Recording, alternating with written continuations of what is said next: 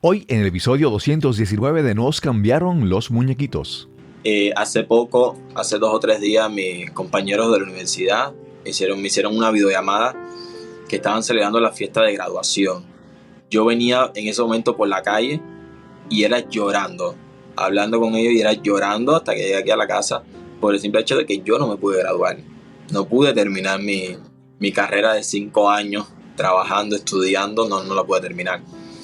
Y ahora que vienen estos días festivos, el 24, 25, 31, no te puedo explicar cómo voy a poner, porque sé que es mutuo. Sé que, aunque hablo todos los días con mi mamá, hablo todos los días con mi papá, bueno, con mi papá cuando no está trabajando, porque trabaja bastante,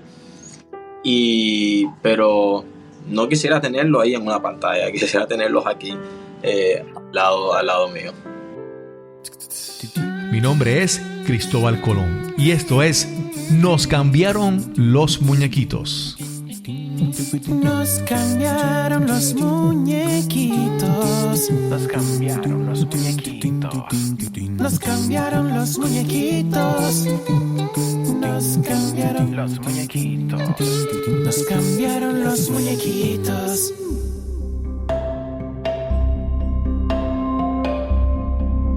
Patria es eso: equidad, respeto a todas las opiniones y consuelo al triste. Comenzamos con esas palabras de José Martí, poeta y político considerado héroe nacional en Cuba. Gracias por acompañarnos en este episodio de Nos cambiaron los muñequitos. Este es el podcast que nos ayuda a manejar el cambio, enfrentar la adversidad y reinventarnos. Te presento a nuestro invitado de hoy.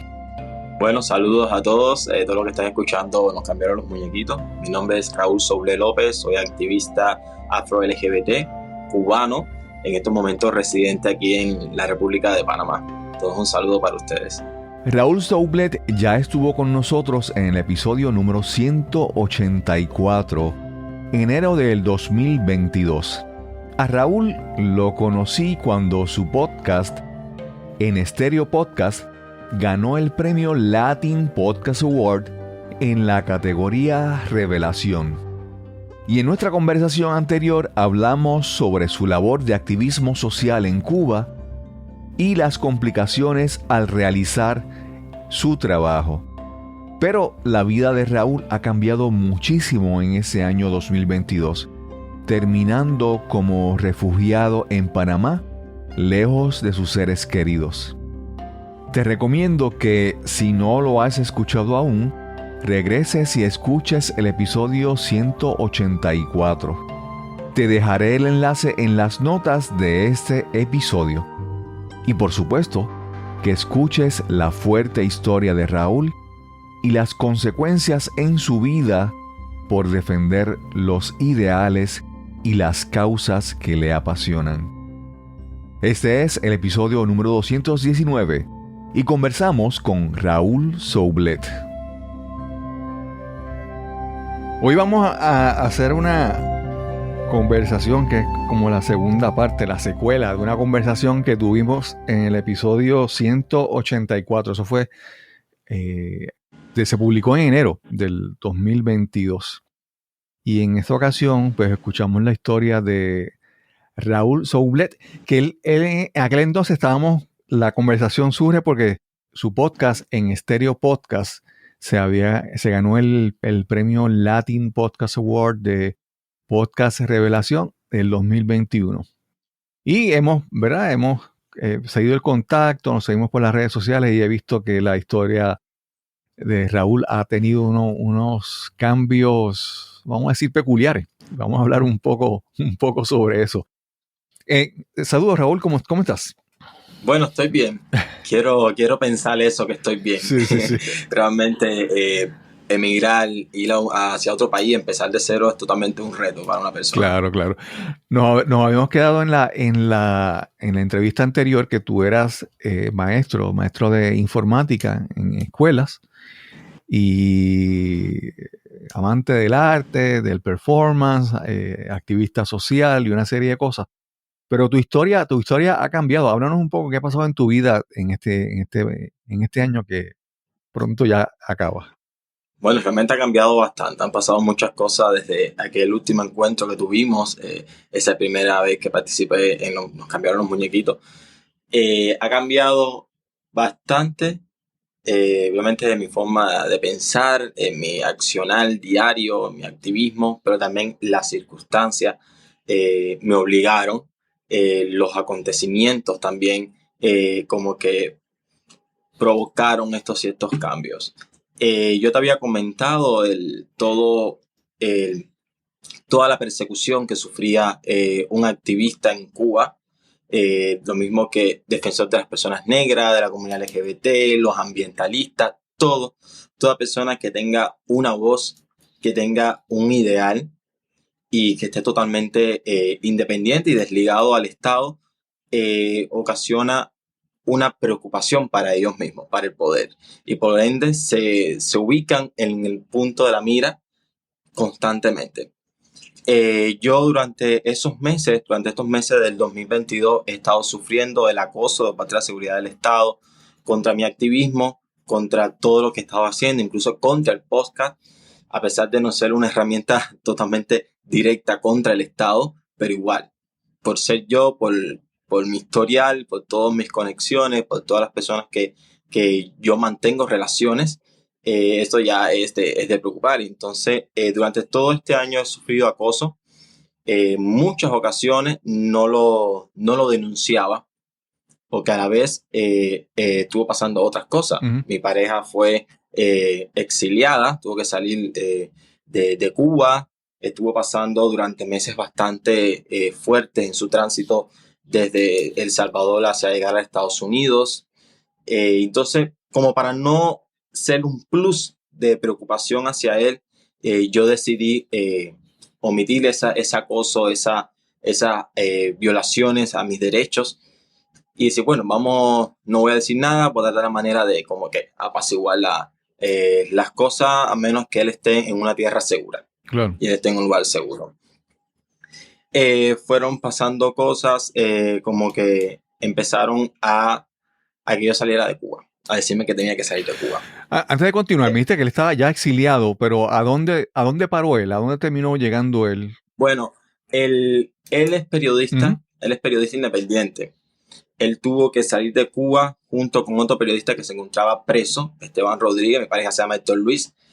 Tuvo que salir de Cuba junto a Esteban Rodríguez, que estaba preso después de unas protestas que se realizaron el 30 de abril, si no más recuerdo, del 2020 en una de las principales calles de La Habana Vieja, un obispo. Uh-huh.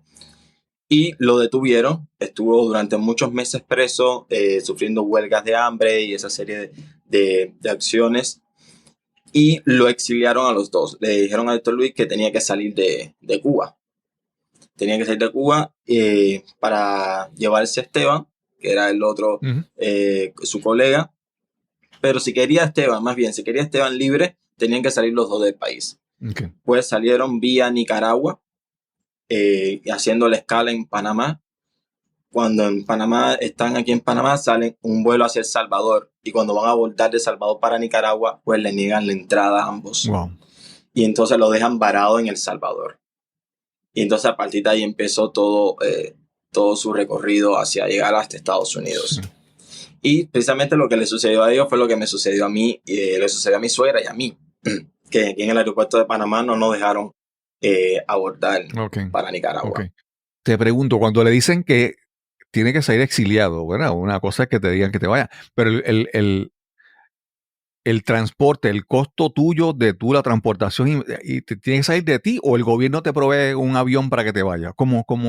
No. O sea, porque para colmo te obligan que te vaya. O sea, el gobierno te obliga, pero también tú tienes la responsabilidad de buscar el dinero.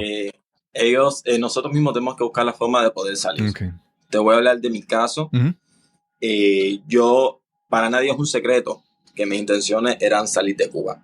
Yo siempre lo dije abierta voz. Yo cuando termine de graduarme, cuando termine mi universidad, yo voy a salir en algún momento de Cuba. Principalmente porque ya mi pareja no estaba, yo quería estar a su lado, yo quería hacer cosas que realmente en Cuba no me lo iban a permitir. Y no era un secreto. Yo empecé a buscar formas, cursos, talleres y cosas, y como que no aparecía. Ya entonces ellos empezaron a presionarme, a decirme tienes que irte. Pero antes de eso, el año anterior, en el 2021, ellos me citaron en el mes de octubre, me citaron a una estación de policía. Y allí en esa estación de policía me dijeron que no era para hablar, no era una entrevista, no era un interrogatorio, no era absolutamente nada de eso. Simplemente era para notificarme que una vez que se aprobara el Código Penal, un Código Penal nuevo en Cuba, yo iba a ser procesado por mercenarismo. Wow. Es decir, lo que yo hacía, mis acciones comunitarias, defender los derechos de las personas negras, de la comunidad LGBT, realizar los podcasts, realizar videos en defensa de los derechos humanos, eso era mercenarismo y estaba tipificado así como un delito en el Código Penal. En aquel entonces el Código Penal no estaba aprobado y el proyecto decía que una persona acusada por mercenarismo podía estar de 20 a 30 años de privación de libertad. Wow. Incluso la muerte. Ya el código se aprobó, entró en vigor el día 1 de diciembre, se quedó de 15 a 30 años, igual con la pena de muerte por mercenarismo, y entonces utilizaban esa herramienta para presionarme para que yo saliera del país. Uno, para que yo dejara de hacer activismo, y al ver que no funcionaba, sumándole que tenía que salir de Cuba, Sí. o me iba a pasar eso. Raúl, una preguntita rapidito antes de continuar. Cuando hablas de mercenarismo, yo, a ver, ahí no sé, no soy un experto, pero el delito de mercenarismo, de cómo ustedes, ¿verdad? Cómo se define en Cuba, eso implica que es, o sea, a mi entender, un mercenario es que alguien que hace algo, pero alguien le está pagando porque lo haga. O sea, eso como que implicaba que a ti te estaban apoyando financieramente, como que tú estabas recibiendo dinero por tu labor social que estabas haciendo. Bueno, lo que ellos utilizaban para poder armar ese expediente criminal eran los fondos que yo recibía de organizaciones internacionales para realizar un X proyecto. Okay. Cosas que son totalmente naturales en cualquier país democrático. En cualquier lugar, cualquier persona, dígase artista, activista, persona que tenga un proyecto y quiera emprender algo, debe aplicar a fondos públicos, fondos de organizaciones que se los dan, lo tienen. Sí. Y tienen que aplicarse a como formas de concurso, requisitos, el proyecto, a ver cómo está y a ver si le dan la ayuda. Yo aplicaba esos fondos. Okay. Pero pasa que en el contexto de Cuba, decir abiertamente en Cuba que yo aplico a un fondo de una organización para realizar un video sobre el matrimonio igualitario, lo necesario que es el matrimonio igualitario que está aprobado en Cuba, pues para el contexto cubano eso es un crimen. Claro. Porque estamos recibiendo fondos extranjeros. Ellos dicen que es del Departamento de Estados Unidos, que lo utilizan para intervenir en los asuntos internos del país. Pero si tú no me provees digamos el CENISEX, que es el Centro de Educación Sexual en Cuba, que es que debería estar trabajando de verdad con la comunidad LGBT en Cuba. Si yo presento un proyecto al CENISEX, el CENISEX no me lo va a aprobar. Claro. Principalmente porque yo soy independiente. Y si me lo aprueba y me quiere ayudar, lo va a hacer con sus políticas. Resaltar los logros de la revolución, esto del comunismo, va a poner unas cuantas trabas para que salga, va a tener la libertad de decir, mira, esto no, esto sí, esto tienen que ponerlo, o lo tienen o no se hace proyecto. Esa serie de limitantes y cosas que acostumbra el Estado. Okay. Entonces, nosotros tenemos que buscar la forma de poder hacer nuestro trabajo. No es que uno no se esté haciéndose rico con eso. Porque de hecho, yo no me hago rico con eso. Yo trabajaba como docente en Cuba y principalmente las cosas que hacía mi proyecto, Alianza Afrocubana, que era una organización comunitaria en la isla, mayormente todo lo que salía era del dinero nuestro, de nuestro salario mínimo, que no nos alcanzaba para nada, pero de ahí salía.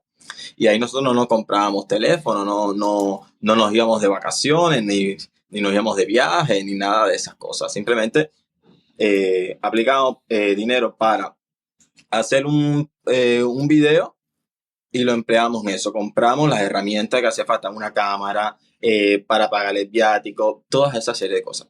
Y Sí. entonces, por eso, por aplicar, inclusamente, no necesariamente tienes que recibir los fondos. Simplemente con ser activista, ya tú vas a estar acusado de mercenario, Ok. aunque usted no haya recibido un medio. Claro, claro. Sí, sí, quería hacer esa aclaración para definir bien lo que es ese delito. Raúl, en el episodio anterior y obviamente lo que ya hemos hablado aquí hasta ahora, hemos visto que tú te mueves en muchos frentes o que defiendes muchas causas, ¿verdad? Varias causas. Hablas del LGBT, hablas sobre el discrimen racial, ¿verdad? También la parte cultural.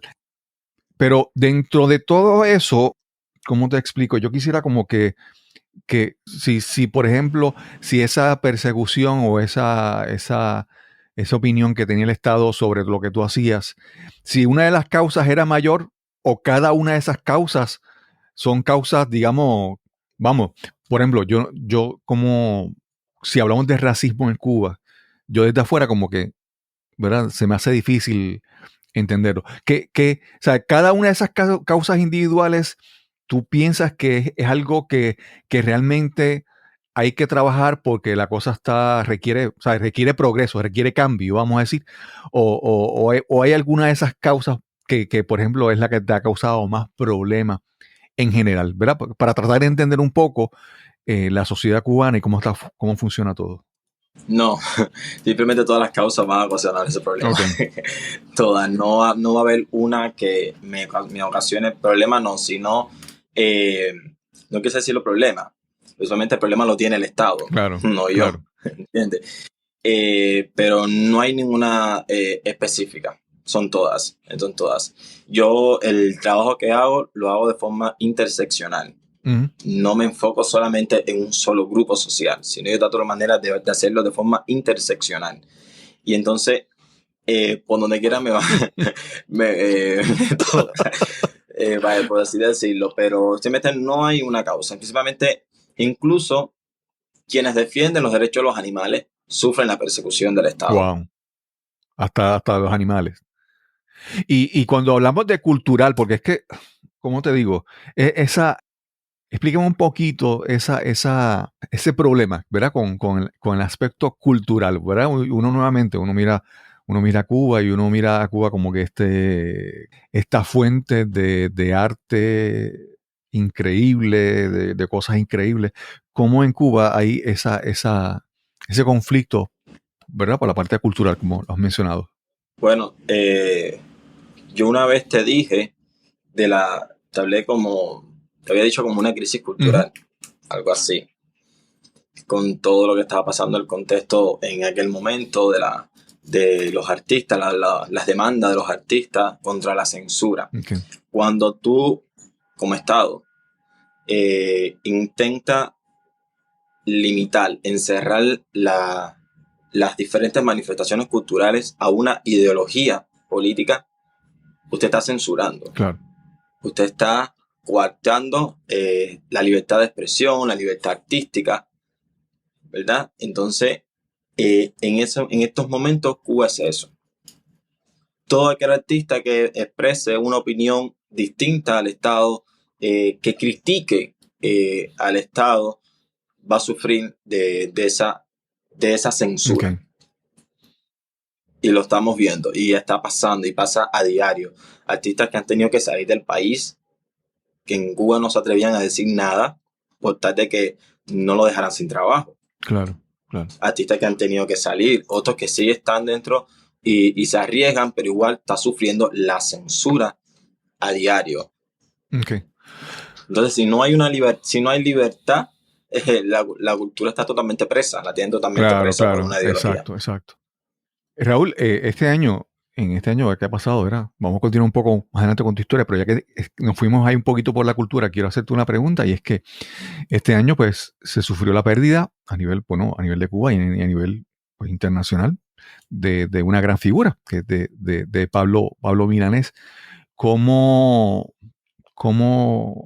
afectó ese golpe pues a los cubanos en Cuba y a los cubanos que están fuera de Cuba, ¿verdad? Yo como puertorriqueño lo veo desde otra perspectiva, obviamente, y puedo ver ¿verdad? Cuánto significa para mí la música de Milanés, pero para ustedes, ¿cómo fue ese suceso? Fue bastante duro perder a Pablo Milanés. Ya no lo tenemos físicamente, pero sabemos que espiritualmente él sigue con cada uno de las cubanas y cubanos, que su música continúa y seguirá sonando por muchos años, porque su música no pasa de moda, no pasa, Okay. cada letra de sus canciones sigue describiendo la realidad en Cuba, sigue describiendo los sentimientos de cada uno de las cubanas y los cubanos. Su pérdida fue bastante fuerte, bastante dura. Nos sentimos incluso muy avergonzados por la posición del Estado, los ataques que estuvo recibiendo Pablo Milanés meses antes, días antes, incluso por personas extranjeras que la tienen en Cuba como si fuera una princesa, como la dueña de la verdad, que días antes atacó verbalmente a Pablo Milanés llamándolo de gusano y cosas, frases tan denigrantes así, y que el Estado no haya homenajeado el legado de Pablo Milanés, ni con duelo oficial, ni con un programa especial, al menos yo no vi nada de eso, pero en ciencia cierta eso no nos interesa, porque realmente no esperamos nada del Estado, absolutamente nada. Lo que nos importa es lo que sentimos cada uno de nosotros, que seguimos recordando y por siempre a Pablo Milanés. Y nada, que él está en nuestros corazones. Raúl, regresando un poco a la cronología, me habías hablado de que te habían citado a una oficina y ahí no fue a preguntarte nada, fue a notificarte, ¿verdad? Lo que hablamos de que te iban a acusar de mercenarismo cuando entrara el Código Civil nuevo, ¿verdad? Que eso te iba a aplicar. Entonces, ¿qué ocurre después de eso? ¿Qué medidas tú hiciste? ¿Cómo entonces tú reaccionaste ante esa notificación que te dieron oficialmente? Bueno, yo saliendo de ahí de esa oficina, de esa estación de policía, yo hice la denuncia. Okay. Hice la denuncia públicamente porque es la única forma y vía que tenemos nosotros los cubanos de poder denunciar el atropello que vivimos dentro de la isla, ya que ninguna institución estatal, ni el Tribunal Supremo, ni de Justicia, nada de esas cosas nos ayuda, nos protege. Nosotros tenemos que buscar nuestras propias formas de poder hacer visibles nuestros casos, y es a través de las redes sociales. Yo hice mi denuncia de lo que estaba sucediendo, y durante todos esos meses fue un silencio total por parte de la seguridad del Estado. Okay. Las veces que me empezaron a citar y llamar y cosas así, me decían, no tanto un silencio, sino me recalcaban que el Código Penal va a estar ahí. Pero yo esperaba porque él me dijo en los próximos días, me dijo, si cuando se apruebe el Código Penal, te vamos a abrir un proceso, pero en los próximos días te vamos a citar porque va a estar con nosotros un instructor de la policía, que es el que va a estar al frente del caso. Esa reunión nunca surgió. Quedó todo ahí como en una amenaza. Nunca surgió. Pero en los interrogatorios que me hacían meses después, posteriores a eso, sí me dejaban caer de que el Código Penal, te íbamos a sancionar. Ya como en julio, entre junio y julio, ya el tono fue bastante agresivo. Y un momento que ya me pusieron a decidir. O me iba de Cuba, o iba a enfrentar el Código Penal, la sanción que me tenía. Entonces, yo no iba a dejar que me dejaran en prisión 20, 30 años. Claro. Porque es una injusticia. Finalmente estaba pensando por mi familia, por mi mamá, que no podía darle ese sufrimiento de verme en prisión. Principalmente también por mi condición de salud, que no me lo iba a permitir. Claro. Entonces yo voy a hacer todo lo posible por salir. Mi pareja se movió, buscó la plata, trabajó bastante, pidió prestado, hizo de todo para poder al menos podernos pagar el pasaje. Mi suegra se iba conmigo, que ella tenía planes también de irse, y ya entonces nos fuimos los otros dos juntos. Sí. Pero cuando ya me dicen que tienes que irte, pero cuando yo dije, sí, yo me voy a ir de Cuba, me dijeron, bueno, para irte de Cuba tú tienes que cumplir 4 requisitos. Es decir, que el juego macabro de ellos continuaba. Wow. Uno de esos requisitos era que yo tenía que públicamente decir que públicamente tenía que renunciar al activismo. Okay. Es decir, ya yo, fulano de tal, renuncio al activismo, no pienso hacer más activismo, me voy a enfocar en mi carrera universitaria, en terminarla, porque justamente en esos meses ya eran los meses finales, ya yo me estaba preparando para presentar mi tesis y graduarme de licenciado en informática de educación. El otro requisito era que yo tenía que disolver el proyecto Alianza Afrocubana. Alianza Afrocubana, te hablaba hace un momento que es una organización. No es una organización, no quiero hablarlo como una organización porque eso le da un peso bastante político más de lo que es.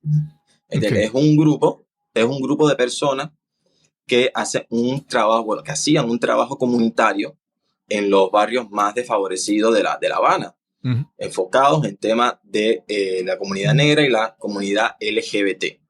Okay.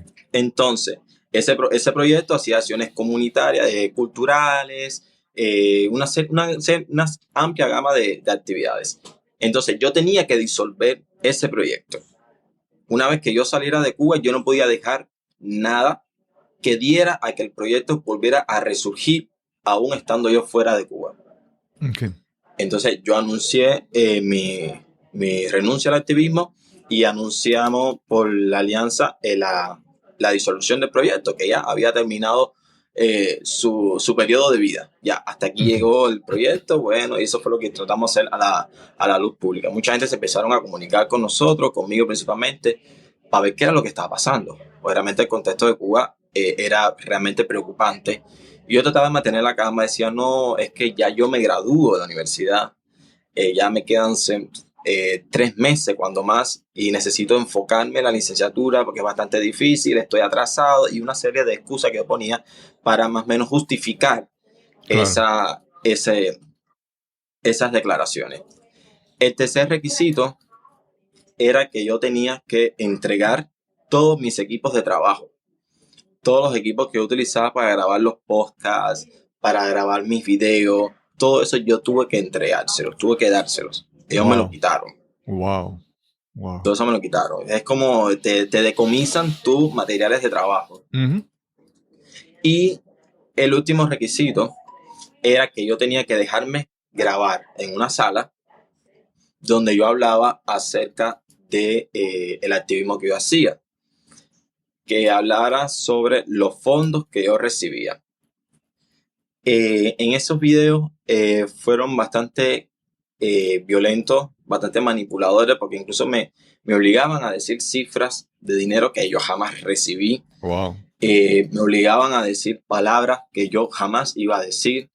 Cuando yo estaba hablando algo sobre mi activismo, y utilizaba oraciones, entonaciones, palabras que a ellos los exponían y que enviaban un mensaje subliminal, ellos cortaban y decían, eso no. Okay. Vuelve para atrás y tienes que decirlo así. Es decir, que el video tenía que decirlo al guión que ellos presentaban. Claro. Cuando yo termino de grabar, ellos me dijeron, no te preocupes, que este video no lo vamos a publicar. Sabemos la repercusión que puede traer si publicamos un video de esto para ti mismo como persona. Después de los activistas, los opositores van a lincharte digitalmente por las redes sociales y si te ven por ahí, todas esas cosas. Y yo les dije, ¿cómo yo tengo la certeza que ustedes no lo van a publicar?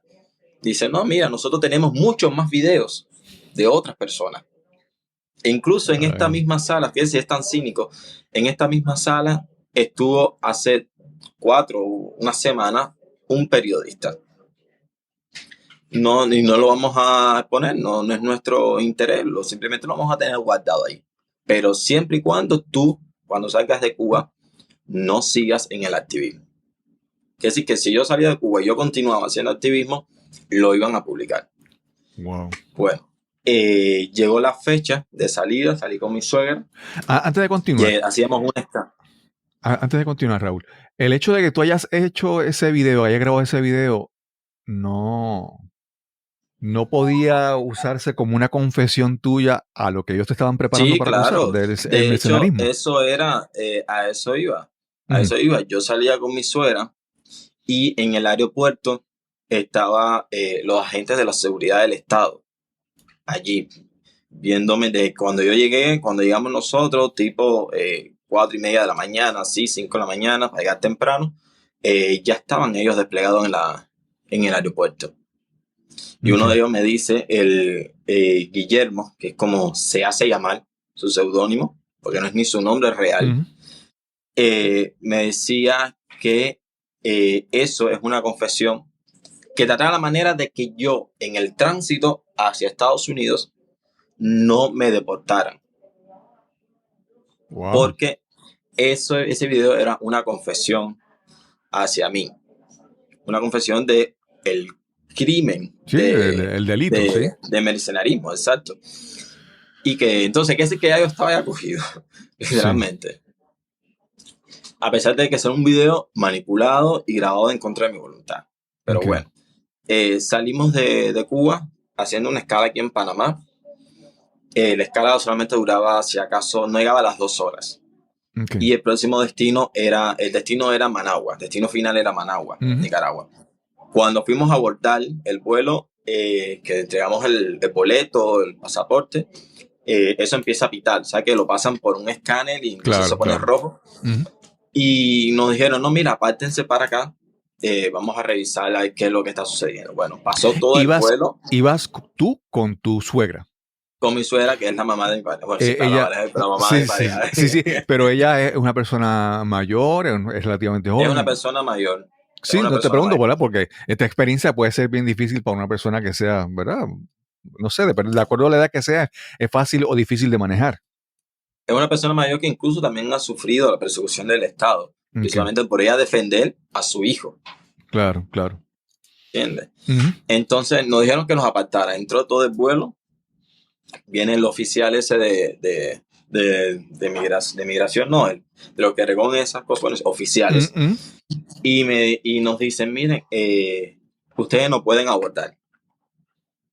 Y yo Ok. le pregunto, ¿pero por qué? ¿Hay algún problema? ¿Qué pasó? Todo está en regla, nosotros hicimos el check-in, el tiempo que pedían, todas esas cosas. Dice, no, nosotros no podemos dejarlos que aborden el avión. Es una orden y no podemos darle más detalles. Y yo, no, usted no puede darme más detalles. Y nos va a dejar aquí tirado en el aeropuerto de Panamá.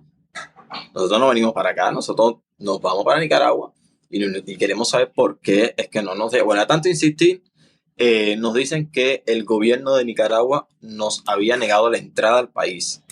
Wow. Nos bajaron del avión.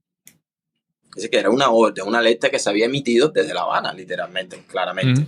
Sí, sí. Entonces nos dijeron, mira, vayan a la oficina de migración, a ver qué pueden resolver. Nosotros fuimos rápido para ver si podíamos resolver, siempre con esta cosa del optimismo y la positividad, a ver si podemos abordar. Principalmente no nos dejaron abordar. Ahí mismo en inmigración nos retuvieron, nos quitaron los pasaportes. Un oficial que ahí estaba, yo le pregunté que por qué no nos quitaban el pasaporte, por qué nos retenían, si nosotros íbamos para Managua, que solamente venimos a buscar una respuesta para eso. Bueno, aquel oficial no quería hablar, simplemente nos dijo, no, ustedes van para La Habana, deportados para La Habana en el próximo vuelo. Eso fue cerca de la 1:30 de la tarde. Y entonces estábamos bastante nerviosos, la verdad. Y yo principalmente tenía mucho miedo, porque mi regreso a La Habana implicaría estar en estos momentos preso. Exacto. Y yo dije, bueno, ¿qué tiempo nosotros tenemos para poder resolver esta situación? Y me dijo, no, el próximo vuelo sale sobre las 4 de la tarde. Quiere decir que no nos quedaba casi tiempo. Ujú. Entonces hicimos la denuncia públicamente de lo que estaba pasando aquí en el aeropuerto de Panamá. Rápidamente las organizaciones se empezaron a mover, los activistas, las empresas empezaron a a compartir la noticia. Y entonces me dijeron, mira, la única solución que pueden tener ustedes es que soliciten el refugio en Panamá, porque si no los van a deportar. Okay. Y eso fue lo que hicimos nosotros. Nosotros solicitamos el refugio. Incluso así, diciéndole a ese oficial, quiero el refugio, el oficial me decía, no, eso es muy difícil. Eso no se va a aprobar así. Ya Claro. ustedes tienen una orden de deportación. Dice, ¿qué orden de deportación si nosotros vinimos por nuestros propios pies? A nosotros nadie nos trajo. Ujú. Si acabamos de entrar aquí y no llevamos ni 10 minutos, ya tú me estás diciendo que tengo una orden de deportación y aquí no ha venido nadie. ¿Qué es eso? Además, usted tiene que respetar nuestros derechos. Y nuestros derechos dice que nosotros podemos solicitarle refugio. Okay. Bueno, lo solicitamos, enseñamos lo que estaba pasando en Twitter, la noticia sobre el caso. Y ya después nos sacaron de allí y nos llevaron hacia otro cubículo, otro cuarto. Ujú. Y en ese cuarto estuvimos 7 días. 7 Los dos. días. Wow. 7 días estuvimos allí. Nosotros entramos allí como a las 2 y pico de la tarde. Al otro día llegó la UNPAR, que es que trabaja con el tema de refugio aquí en Panamá, y nos hizo la entrevista. Nosotros estuvimos hablando con la abogada, con la asistente social, que vinieron, la Defensoría del Pueblo, de nuestro caso, de por qué estábamos pasando por esa situación y por qué estábamos solicitando el refugio en Panamá. Y entonces nos dijeron, no, dentro de un mañana o pasado mañana venimos a darle una respuesta que puede ser positiva o puede ser negativa. Claro. Bueno, estuvimos 7 días esperando esa respuesta.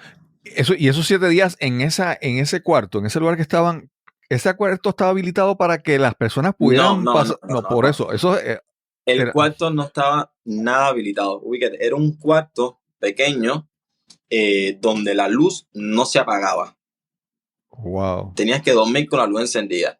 El aire acondicionado, bueno, el aire central del aeropuerto, que eso no hay forma de poder como que graduar eso. Si tienes frío, bajar, subirlo un poco. No, es así. Y nosotros estábamos, los otros dos, mi suegra y yo, y 2 oficiales más, que siempre era una mujer o un hombre, para en caso de que tengamos alguna necesidad de ir al baño, ellos tenían que acompañarnos. Ahí nos quitaron los cordones de los zapatos, nos quitaron los documentos, solamente nos dejaron cosas que podíamos utilizar y que no podíamos hacernos daño. Claro, allí. Claro. Yo estuve durmiendo durante esos 7 días con unas colchonetas en el piso y mi suegra estuvo durmiendo en el asiento, porque ella, una persona mayor, no podía dormir en el piso porque después para levantarse iba a tener mucho trabajo y para los dolores, entonces ella prefirió quedarse durmiendo en un sofá que para nada cómodo, pero era lo que humanamente podía soportar. Sí, sí. Pagándonos nuestra comida. Ubícate, el aeropuerto, la comida es sumamente cara. Casi más de la mitad del dinero se nos fue en comida. 2 o 3 veces que nos daban alimentos aquí mismo del aeropuerto, oficiales de migración que nos compraban, cada vez que sobraba alimento nos los traían, pero a veces nosotros no podíamos confiarnos de eso, porque una noche nos quedamos sin comer esperando de que sobrara algo. Cuando no sobró nada, que nos dijeron, no, si no sobró comida, bueno, vamos a comprar algo cómprenos algo en la cafetería de arriba del aeropuerto.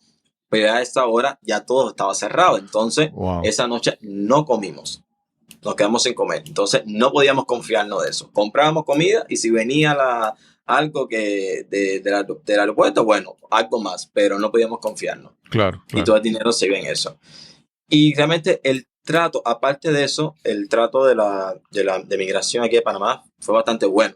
Claro. Incluso ellos mismos reconocían que no estaba acondicionado el espacio para tener una persona más de 24 horas. ¿Entiendes? Y que bueno, estuvimos hablando mucho y esas cosas. Yo le había dicho a la UNPAR, a la Defensoría del Pueblo, de mi condición de salud, porque no podía permanecer tanto tiempo allí por los medicamentos que yo tomo y toda esa serie de cosas. El aeropuerto no lo sabía.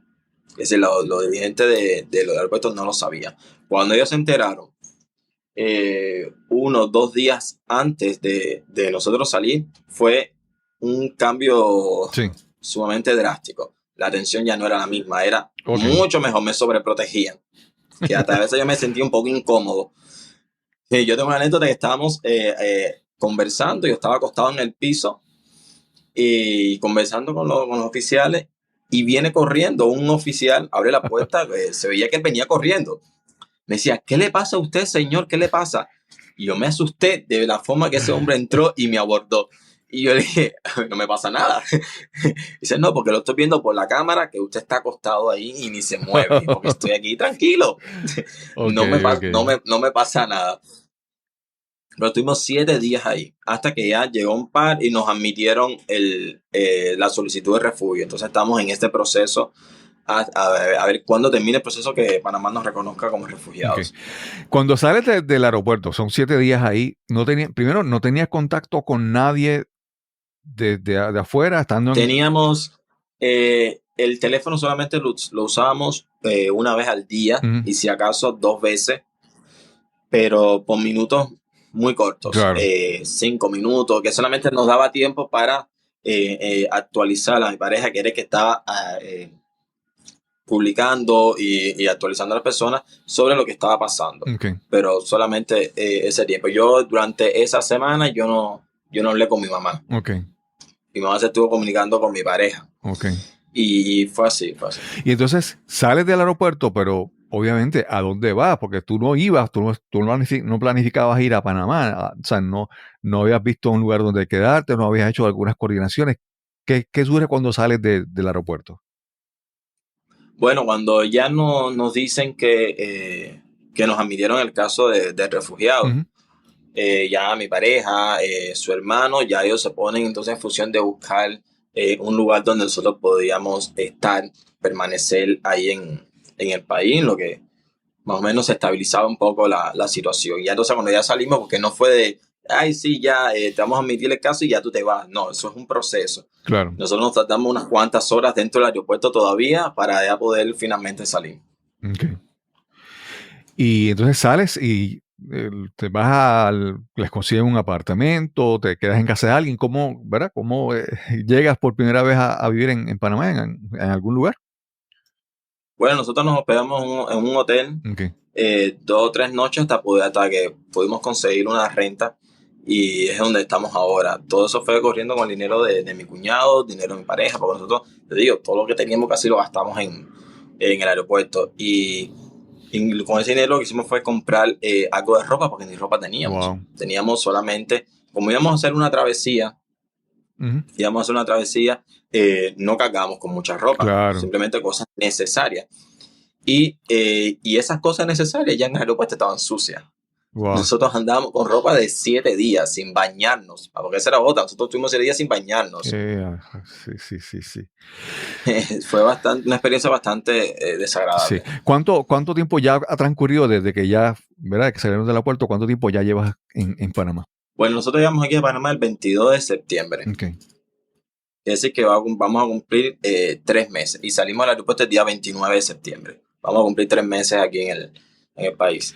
Y obviamente, me imagino que tú sigues haciendo algunos trámites para moverte a otro lugar y eso, pero ¿verdad? En lo que planificas, pero en el día a día tienes que generar ingresos, tienes que comer, tienes que vivir, ¿verdad? ¿Qué entonces empiezas a buscar trabajo? ¿Qué has hecho en esos 3 meses, ¿verdad? Para hacer esa estadía. Bueno, como la idea siempre fue salir rumbo a los Estados Unidos para contando con nuestras familias allá, Panamá no estaba en los planes. Claro. Simplemente era una escala. Claro.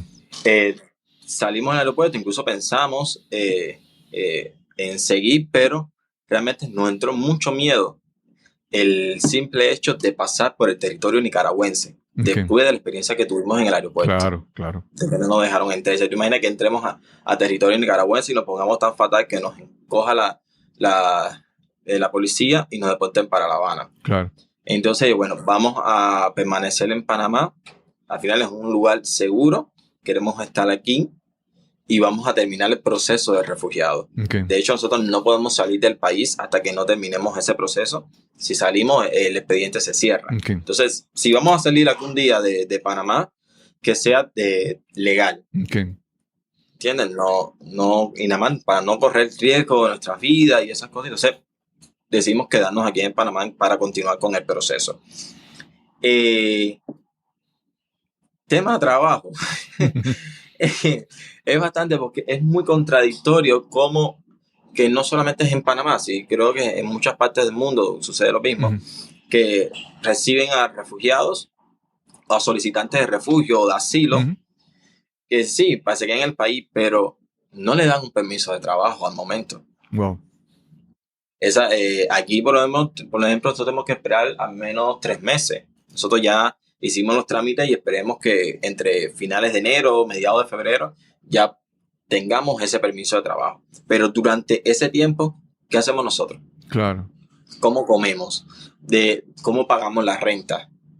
Entonces yo digo que es bastante contradictorio, porque en sí están incitando a fortalecer a esas personas explotadoras de los migrantes. Claro, claro. Que se aprovechan los migrantes, porque los migrantes no tienen papeles, no tienen permiso de trabajo, los contratan diciendo que los están ayudando y no los están ayudando y los están explotando. Claro, claro.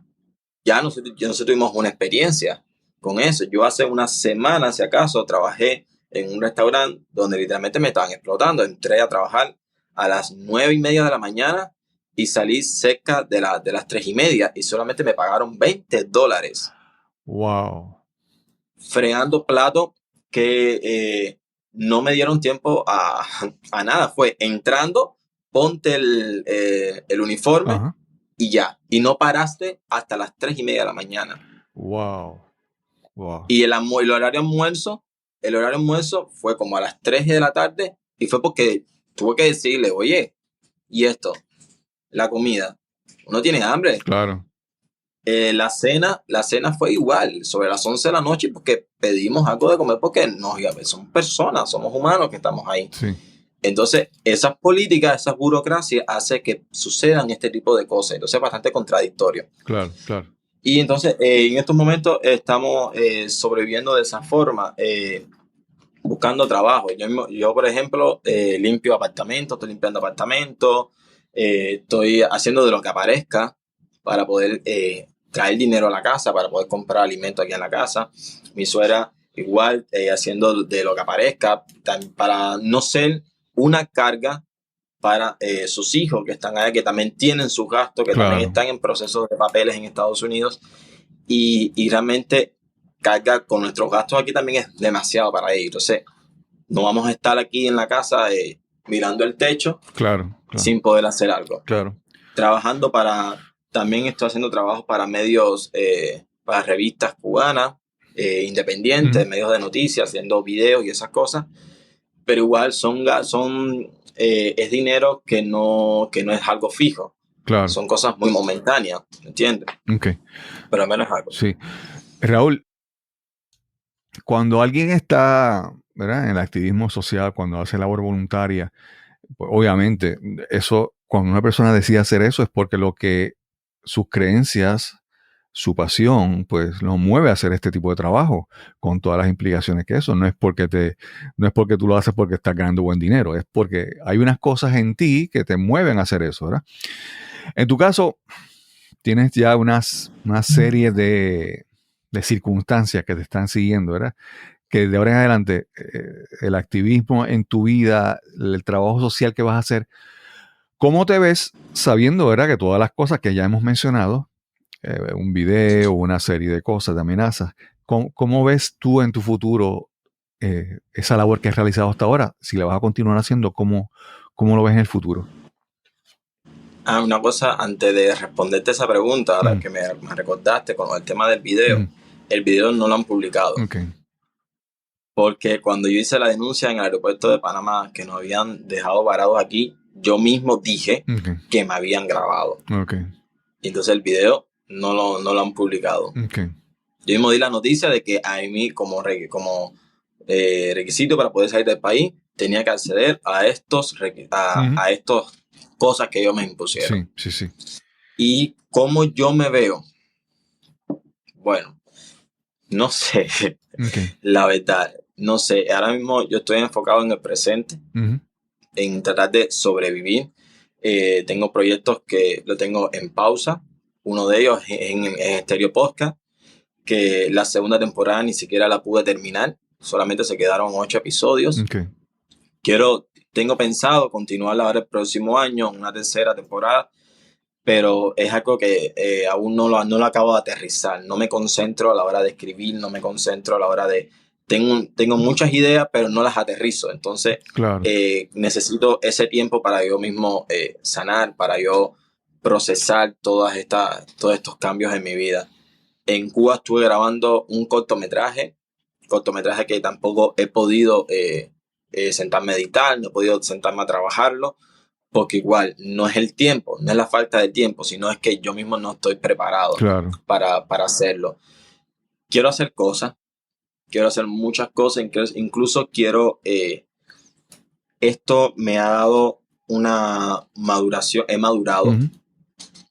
Políticamente también digo que puedo decir que he madurado, y ha venido a mí como a ampliar un poco ese panorama mío, ese rango de trabajo mío. Quiero trabajar con el tema de los migrantes principalmente, porque he visto cosas, he pasado por cosas y ahora entiendo muchas otras cosas que me comentaban, cosas que no lo entendía o simplemente no las sentía porque no era mi experiencia de vida. Claro. Sí estaba sensibilizado, pero no es lo mismo decir, ay, sí, yo me sensibilizo con estas personas que trabajan contra el racismo. Sí, no es lo mismo decir eso a sentir el racismo y decirlo, yo quiero luchar contra eso porque lo sentí, ¿entiendes? Claro. Y entonces quiero hacer esas cosas, pero en un futuro, como veo que estoy que estar haciendo en un futuro, no te lo puedo decir. Claro. Para mí es incierto en toda dimensión de su palabra. Incluso te estoy diciendo estas cosas y yo no sé si lo llegue a hacer. Sí. Por eso te digo, yo me enfoco ahora mismo en el presente. Sí. Raúl, y estando en Panamá, obviamente, todas estas muchas organizaciones pues, que tienen labor social, ¿verdad? Que cuidan los derechos humanos y todo eso, siempre están interconectadas, ¿verdad? Y entonces, en tu caso, estando en Panamá, ¿has recibido ayuda de otras organizaciones que han conocido de tu caso? ¿Has recibido apoyo de otras organizaciones similares a con las que has trabajado anteriormente? Bueno, a ver, aquí en Panamá estoy recibiendo apoyo del Consejo Noruego Uh-huh. para refugiados. De hecho, una de sus licenciadas es la que está llevando el caso nuestro aquí de refugio, Okay. la que está tramitando nuestra residencia. Tenemos una residencia temporal que tenemos que estar renovándola cada 6 meses. Esto de permiso de trabajo, todas estas cuestiones legales para nosotros poder estar estables aquí en el país. He recibido también apoyo de organizaciones LGBT, por ejemplo, Viendo Positivamente, HMNP, porque soy paciente de VIH positivo. Uh-huh. Y de hecho ya formo parte del sistema de salud de Panamá gracias a esas organizaciones que tramitaron todas esas gestiones, como que hicieron las conexiones para que yo fuera, me hiciera los análisis y poder recibir mis medicamentos por aquí, ya que no estoy en Cuba. Y ya, Claro. ¿qué más puedo decir? Claro. Ya, es que hay tantas cosas. Claro. Ahí mejor no las pido porque estas cosas después se pueden malinterpretar. Claro. Y se pueden manipular y formar cosas. Mira, Raúl, quiero hacerte esta pregunta, pero obviamente toda esta conversación es entre dos panas, ¿verdad? No, si se te hace muy difícil contestarla, pues tú me lo dices, ¿verdad? Y es que obviamente cuando llega esta temporada navideña, siempre queremos estar cerca de nuestra familia, a veces nos ponemos melancólicos porque recordamos a personas que ya no están, ¿verdad? Necesitamos estos encuentros y a veces cuando esos encuentros no se dan, pues nos afecta emocionalmente, nos ponemos tristes, nos ponemos melancólicos. En tu caso, ¿cómo manejas esta temporada? Y si de una vez quieres aprovechar el podcast para enviar algún mensaje a tu familia, ¿verdad? Que te puedan escuchar. Has tocado ahí una tecla. Digo, lo hablas si quieres, si no lo editamos como tú quieras. No, realmente sí, me siento así más porque no puedo estar al lado de ellos, de mi mamá, de mi papá, de mi gato, que dejé mi gatico. no puedo estar con ellos, a menos para pelear, que es lo que decía los otros días. A menos si tuviera para que tú me dijeras, oye, recoge la ropa que la dejaste regada. Extraño muchísimo eso. Sí, sí, sí. Para mí, yo estoy loco porque se acaba el año. Okay. Yo pienso que una vez acabándose el año, pienso eso, ya la cosa puede ser más serena, Claro. puede estar más serena, más tranquila. Diciembre para mí, de por sí, siempre es un mes muy pesado. Cumplí año el día 6, Okay. cumplí 30 años y para mí fue un día fatal porque me sentí muy mal. No he dejado de llorar durante todos estos días. Hace 2 o 3 días, mis compañeros de la universidad me hicieron una videollamada que estaban celebrando la fiesta de graduación. Wow. Yo venía en ese momento por la calle y era llorando, hablando con ellos y era llorando hasta que llegué aquí a la casa por el simple hecho de que yo no me pude graduar. Claro. No pude terminar mi carrera de 5 años Ujú. trabajando, estudiando, no la pude terminar. Y ahora que vienen estos días festivos, el 24, 25, 31, no te puedo explicar cómo voy a poner, Claro. porque sé que es mutuo. Sé que, aunque hablo todos los días con mi mamá, hablo todos los días con mi papá, bueno, con mi papá cuando no está trabajando, porque trabaja bastante, Okay. pero no quisiera tenerlo ahí en una pantalla, quisiera tenerlos aquí Claro, claro. al lado mío. Claro. Y otra última pregunta, ¿verdad? Ya para concluir esto. Y tu estatus de refugiado ¿verdad? En Panamá, tu estatus con relación a Cuba, si alguien de Cuba viaja a encontrarse contigo en Panamá, ¿le puede causar problemas a esa persona? ¿O se puede dar? ¿Cómo es esa interacción, si es posible? Bueno, a ver, nosotros aquí los refugiados tenemos una de las cosas que nos dieron a nosotros en el aeropuerto, que es un librito Ujú. que habla hay artículos sobre los refugiados y los derechos, los deberes y toda esa serie de cosas, que una de esas es poder como que reclamar a la propia familia, Okay. la familia de primera línea, mamá, papá, hermanos. Exacto. Y eso es algo que yo quisiera hacer en un futuro. Okay. Ahora no puedo hacerlo porque no tengo cómo pagar Claro. un boleto de avión y esa serie de cosas que traería. Más, no tengo cómo poder hacer, si no puedo hacerme cargo de mí, ¿cómo voy a hacer Claro. de mi familia en estos momentos? Pero de que venga otra persona desde Cuba a verme y pueda traer algún tipo de repercusión, es que es que no hay una... ¿Cómo explicarte? No hay un Es precedente. impredecible. Sí, exacto, no hay un precedente. No ha visto un caso anteriormente que no sabes cómo ha pasado, ¿verdad? Sería como ver a ver qué pasa. Sí, sí, casos hay. Okay. Casos hay, pero también depende de la persona de interés que sea para la seguridad del Estado. Okay. Porque pues, si viene un activista, vamos a decir, si viene un activista especialmente a verme a mí y regresa a Cuba, claramente que ahí va a haber un conflicto. Claro. Dice, ¿qué fuiste a ver, a hablar con Raúl a Panamá? ¿Qué estuvieron hablando? ¿Entiendes? Si es un amigo, es que con ellos nunca se sabe. Claro. Amor, viene mi mamá, está 15 días conmigo aquí y cuando regresa a Cuba la están citando para ver qué yo estoy haciendo, para preguntarle de mí. Claro.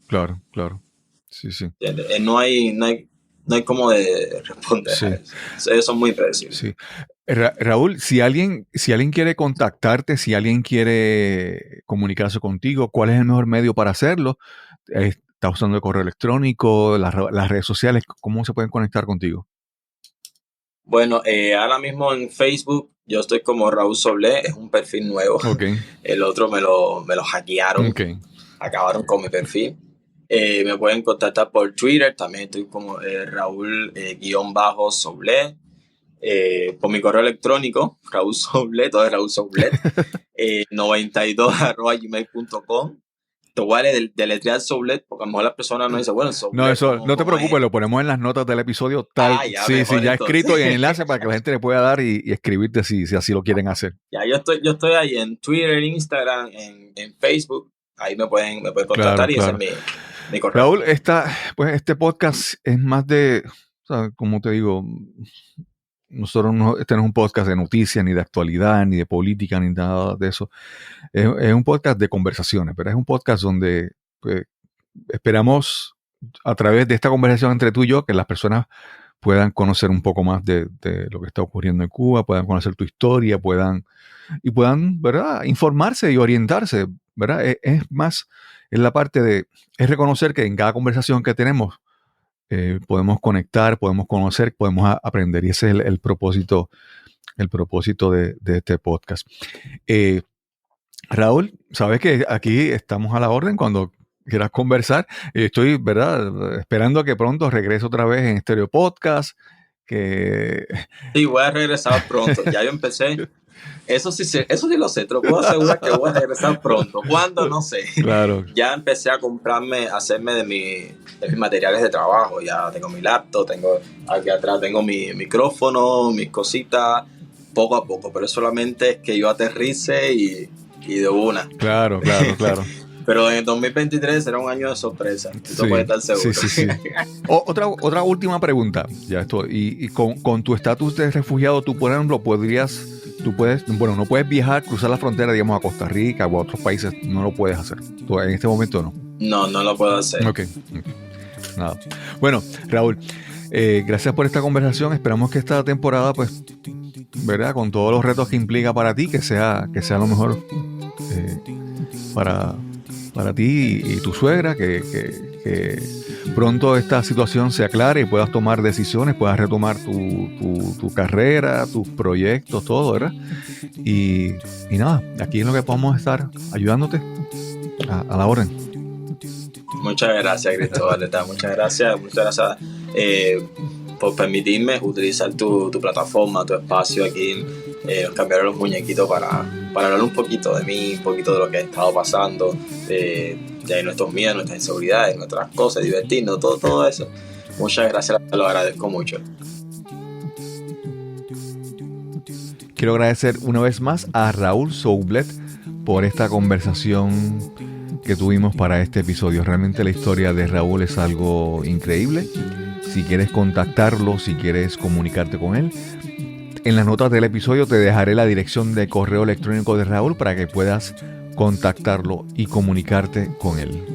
También, si quieres conectar conmigo, si quieres enviarme algún mensaje, alguna pregunta, alguna inquietud sobre el podcast, recuerda que me puedes conseguir en WhatsApp y mi número es el 787-646-9654. Recuerda que es un número en Puerto Rico.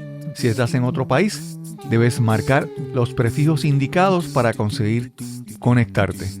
Y sin más que añadir, nos encontraremos entonces en el próximo episodio de Nos cambiaron los muñequitos. Hasta la próxima.